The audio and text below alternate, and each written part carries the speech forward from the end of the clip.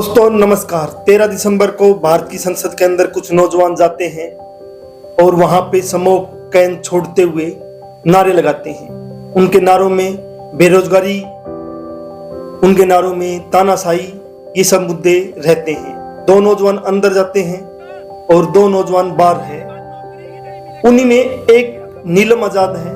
नीलम आजाद हरियाणा के जींद जिले के घसो गांव की रहने वाली है और सामाजिक मुद्दों पे, रोजगार पे, किसानी पे, मजदूरी पे, इन सब मुद्दों पे वो लगातार अपने इलाके में हरियाणा में लड़ती रही है। जब उसका वीडियो सामने आता है तो वो नारे लगा रही है कि जो इस देश में बेरोजगारी चल रही है, हम नौजवान कहाँ जाएं? हमने शिक्षा हासिल की है और शिक्षा हासिल करने के बाद भी हम कहाँ जाएं? हमें रोजगार नहीं मिल रहा है। और जब रोजगार की मांग करते हैं या दूसरे हमारे माँ बाप जो गरीब मजदूर किसान हैं, खेती किसानी की बात करते हैं, तो सरकार बात करने की बजाय सरकार तानाशाही करती है। नीलम ने इससे पहले खिलाड़ियों का जो आंदोलन था उसमें भी शामिल रही और उसने नजदीक से देखा कि किस प्रकार पुलिस की बुट्टों ने खिलाड़ियों के मुंह को कुचला। उस आंदोलन में नीलम भी गिरफ्तार थी। इससे पहले 3 खेती कानूनों को लेकर किसानों का आंदोलन वो नजदीक से देख चुकी थी। पूरे हरियाणा में चला एक बहुत बड़ा आंदोलन जो रोजगार की मांग को लेके था, उसमें भी नीलम की सक्रिय भागीदारी रही है। गांव में नरेगा को लेके लगातार नीलम लड़ती रही। नीलम व उसके साथी आज रोजगार मांगने की एवज में, तानाशाही के खिलाफ बोलने की एवज में आज देशद्रोह का केस झेल रही हैं। उनको उनके परिवार से मिलने नहीं दिया जा रहा है। CASR campaigning against state repression नाम का जो एक संगठन है जो अलग अलग संगठनों से जुड़ के दिल्ली में काम करता है, उसने कल कॉल दी थी कि पूरे देश के मजदूर, किसान, नौजवान, छात्र, जो भी प्रगतिशील बुद्धिजीवी किसान हैं, वो नीलम और उसके साथियों की रिहाई के लिए और UAPA को खत्म किया जाए। क्योंकि जिस प्रकार से भारत सरकार ने UAPA का दुरुपयोग किया है पत्रकारों के खिलाफ, बुद्धिजीवियों के खिलाफ, मजदूर किसानों के खिलाफ, रोजगार मांगने वालों के खिलाफ, तो UAPA को रद्द किया जाए। और UAPA रद्द करने की मांग को लेकर कल पूरे देश में प्रदर्शन था।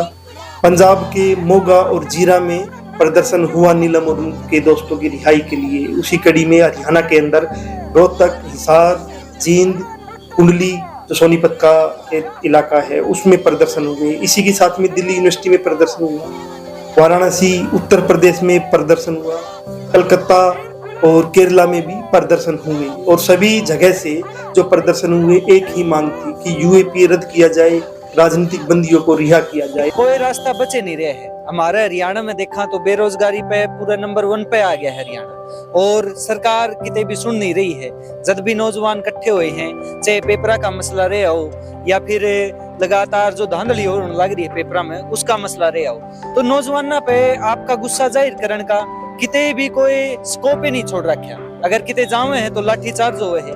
तो इसके खिलाफ में जो भी वो कदम उठाओगे, वो जिस तरह नीलम और ने उठाया, वो विरोध प्रदर्शन रहा है उनका कि आप विरोध नहीं करने दोगे तो नौजवान पे और कुछ बचता नहीं है। सिर्फ उनके ऊपर बचे है तो लाठी खा के देख ली, आगत ही सारे ज्ञापन पहुंचा के देख लिए, तो सिर्फ जान का एक जनता में जान का या फिर एक तरीका जिससे सारे थी बात पहुंचाई जा सके, वो तरीके बचे हैं जो आज नौजवान फॉलो भी करने लग रहे हैं। लेकिन यह सरकार उन पर UAPA लगाने लग रही है और इसके खिलाफ में आज हम इकट्ठे भी हुए यहाँ, जो कैंपेन अगेंस्ट स्टेट रिप्रेशन का कॉल था।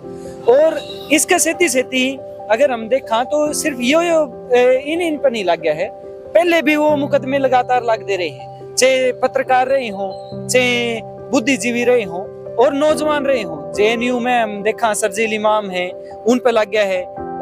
रुपेश कुमार जो पत्रकार, स्वतंत्र पत्रकार थे, उन पे भी सत्ता ने UAPA ठोप रखा है। तो आज उमर खालिद है, उन पे भी है, और प्रोफेसर GN साई बाबा हैं, या फिर भीमा कोरेगांव के जो अरेस्ट करे गए, उन पे भी UAPA, सिर्फ इस बात खातर कि वह जनता की बात पहुंचाना चाह रहे हैं। तो इसने लेके आज हमारे पास जो तरीके जो बच रहे हैं वो ये बच रहे हैं कि हम विरोध करा, हम जितना भी ये नीतियां हैं इनका डट के सामना करा और विरोध करा। ये आपका आदित्य का मानना है और साथ ये भी मानना है कि UAPA का जो जिस प्रकार से दुरुपयोग है 2014 से 2023 तक का जब हम निकालेंगे तो हजारों लोगों पे UAPA लगाया गया है, जिनमें किसान हैं, मजदूर हैं, पत्रकार हैं, प्रोफेसर जो है उन पे UAPA लगा दिया गया है।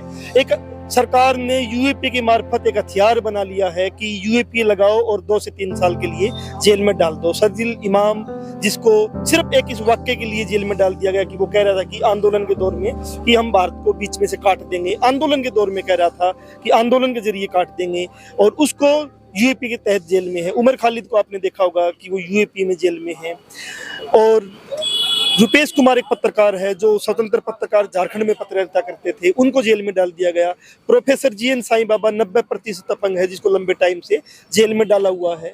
तो जिस प्रकार से सरकार तानाशाही कर रही है, और आपने ये भी देखा होगा कि एक तरफ मणिपुर जब जल रहा है तो मणिपुर में सरकार का क्या रवैया रहा, न कोई बातचीत है, और खिलाड़ियों के साथ क्या रवैया रहा। सारे इन मुद्दों पे जब सरकार लोकतंत्र में सुनना बंद कर देगी, लोकतंत्र से चुनी हुई सरकार जब तानाशाही अपनाने लगेगी, तो नौजवानों के पास रास्ता सिर्फ भगत सिंह का बचता है, बिरसा मुंडा का बचता है, और चंद्रशेखर आजाद का बचता है, और हजारों उन किसान मजदूरों का बचता है जिन्होंने लड़ते हुए इस देश को आजाद कराने के लिए शहादतें दी है। जनमंच के साथ आप बने हुए थे नई अपडेट के साथ, फिर हाजिर होंगे।